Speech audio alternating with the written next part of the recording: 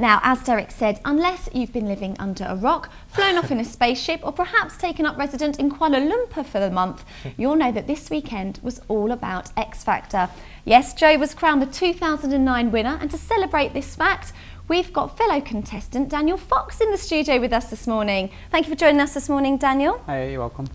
Now, obviously you've seen it from the other side, where you'll get to watch the entertaining side. We don't actually realise how nerve-wracking it can in fact be. And first things first, was Joe the correct winner? I think, yeah, when it was between Ollie and Joe, and obviously Stacey, I think, yeah, he was the correct winner. He was the best singer in the competition, to be honest, when they got to the top 12. And he's like so deserving of it, and he's so down to earth and genuine, and he is brilliant. So what you see is what you get. Yeah, exactly. And I don't ever think he'll like change. I think he'll keep himself grounded. I mean, he's got like his family. I think they'll keep him very grounded. He's got a very strong family, hasn't he? Yeah, the whole sort of North was really behind him this weekend. Daniel, it's a massive, the biggest ever competition of its type. You were very much a part of it this year. Talk us through your journey, because it must have been, I mean, although you didn't make the final 12, obviously, which we know, it still must have been amazing to be plucked out of what we know is 200,000 people applied, and you were pretty close to the final 12, weren't you? Yeah, I mean, that's a lot when you think about it. It's a huge achievement. Yeah, I mean, it's like took over my life like this past year, because it starts in April with the applications, and then you've got the producer rounds, and then you're actually on the show, and then you've got boot camp, then you've got judges' houses. So in a way, yeah, I have been on like a journey, but they've been on like the biggest journey of their life, and I mean, it's changed their lives forever. But it was a fantastic experience, and I mean, got to meet the winner, didn't I? So. Yeah, fantastic. Now, you had Cheryl as a mentor, and a lot of people are saying, you know, it's not just coincidence that Cheryl won last year and she's won this year, but that a lot of the public support Cheryl herself, so whoever she has an advantage. What do you think to that statement? To be honest, yeah, it is true. I mean, everyone loves Cheryl, don't they? And they've seen her come from a reality TV show herself, and she's been in that position. And I think, like, who would like Cheryl, they're going to vote for Joe because he's in her category.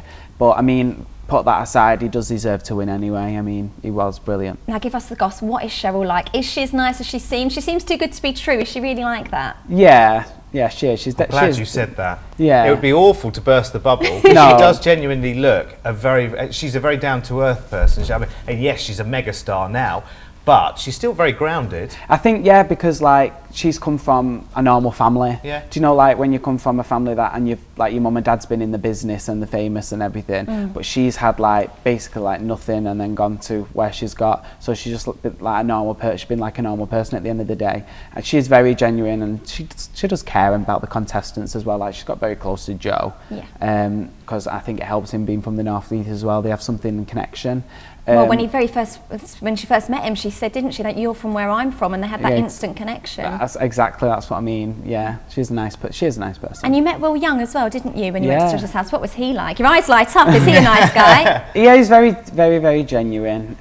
Like he's come from the show like Pop Idol, and he knows what it was like once when he was stood in front of like 4 people. He's been on the same journey. Exactly. So I think it helps. They know how it feels. But yeah, he's a nice lad as well, and he's had a great career. Now, Daniel, you didn't make it to the final 12, and that must have been absolutely. I mean, we saw your reaction in the programme as well. It must have been genuinely heartbreaking. But what happens at that point? What do you decide to do then? Do you have to go away, kind of get over that, and then decide what to do? How did it all go for you? I mean, like when I left, we all went on the plane home together, and the finalists were there. So you're with the people that have got through and you haven't. That must be quite difficult. It was in a way, but like when I didn't get through, Joe came up to me and said, "I'm really, really sorry." I went, "What are you being sorry for?" He went, "Because I've got through, and you know."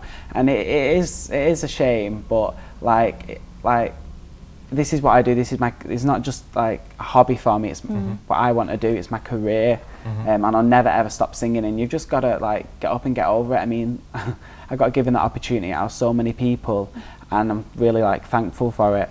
And it just wasn't my time. Like I believe everything happens for a reason. That's very good philosophy, and also it is a competition. People have got to remember that there are going to be winners, but there are going to be an awful lot of losers as well. Exactly. Not necessarily a loser though. I mean, you know, it's the beginning for you, isn't it? Well, I mean, it's been a platform for me to work from. I mean, look at Alexandra. She went in it and she got to where I got, and then 2 years later she came back and won the whole show. So it just proves like you can still have a career out of it just because you haven't got through to like on the final 12.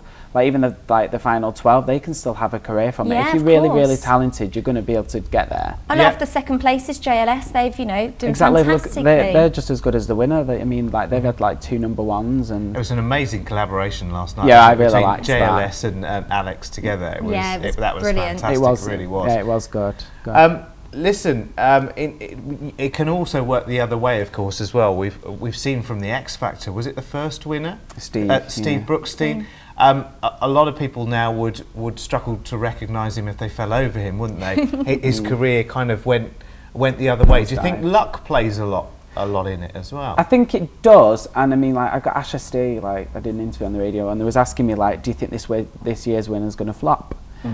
I mean, well, it can do. I mean, Leon Jackson, Steve. I mean, it's no guarantee, is it? There isn't a guarantee. It's just a chance they take. Like Simon Cowell said, it's a chance they've got to take. I mean, but he's a nice lad, and he has got talent there. He has got talent. So I really hope he doesn't, because he is a deserving winner. And what do you think about the stick Simon Cowell gets? Do you think he really is a Mr. Nasty, or do you think he's just an honest man? No, he's honest. I like Simon. I like Simon. I like Simon. He's very honest. I mean, that's show business for you. You've got to be honest. There's no point pretending someone's brilliant when they're not. He doesn't sugarcoat anything, does he? No, he's straight down the line, and he'll just tell you what he thinks. Brilliant.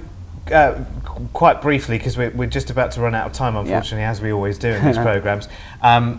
You haven't given up. It's not the end of the road. No. What's next for you?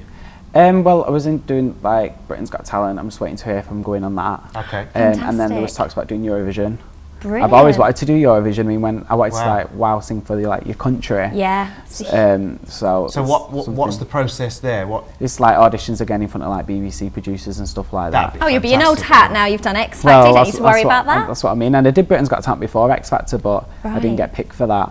But it's just whether you're right for the show at the time. It's whatever they're looking for at the time. And it's all about hard work and perseverance, isn't it? And it exactly, seems that you're very, very focused and very dedicated. You have to get on with it and not give up if it's what you want to do. Yeah. Then you just got to go for it. Well, best of luck to you. You seem like you've got your head screwed on, and you've also got bundles of talent. No one can deny that. Oh, thank Just you. before we go, because it is coming up to Christmas, and we do like to treat our guests. We've got you a little present there. Thank you can't open it until Christmas Day, my producer's telling me. So you've got to keep it for a while. How bad's that? It's a Christmas tree. A Christmas present. You've got to. But thank you so much. I'm sure you have a fantastic Christmas. And you, Thank you. Good luck. Thank you. Good luck as well.